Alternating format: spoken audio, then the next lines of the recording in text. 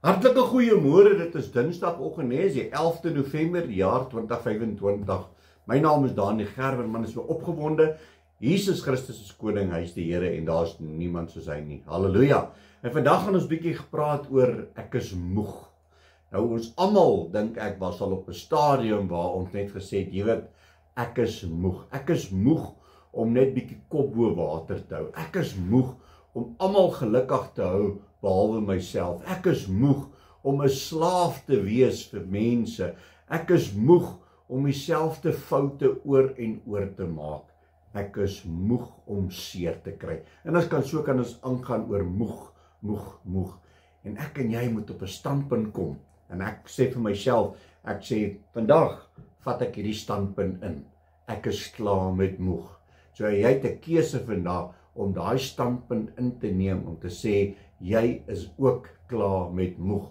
Ons gaan nie meer moeg wees nie. Ons gaan nie meer moeg wees om iemand se slaaf te wees nie. Ons gaan nie meer al hierdie allerlei goeders doen nie.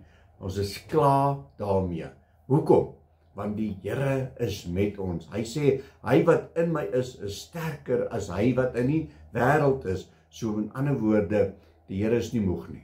En ek en jy gaan nie meer moeg wees nie. Amen. Maar kom ons hoor wat sê God se woord van. Waar gaan ons krag vandaan kry om nie meer moeg te wees vir al hierdie goed wat in ons lewens aangaan nie. Psalm 121. Nee, hy sê vir ons, ek slaan my oë op na die berge, waar sal my hulp vandaan kom?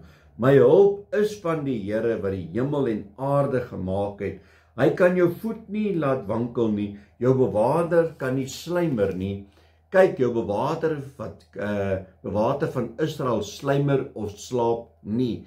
Die Here is jou bewaarder, die Here is jou skaduwee aan jou regterhand. Die son sal jou bedags nie steek nie, en die maan ook nie by die nag nie. Die Here sal jou bewaar vir elke onheil, jou siel sal hy bewaar. En ek sê dit altyd, ek sê die Here is daar om vir my en vir jou se siel in ons gee. En wanneer hy ons gesond maak, wanneer hy ons heel maak, wanneer hy ons weer opdruk, dan maak hy ons siel weer sterk.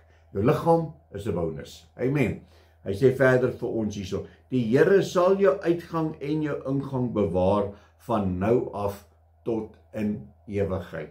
So ek en jy moet daai standpunt inneem. Ons is klaar met moeg. Ons is nie meer moeg nie, want ons hulp is van die een wat die hemel en die aarde gemaak het. So wanneer jy voel jy's moeg, wanneer jy voel jy's mat, jy kan nie meer nie, gaan in jou binnekamer, gaan op jou knie en sê, Here, ek het U nodig. Ek slaan my oë op na die berge, waar gaan my hulp vandaan kom?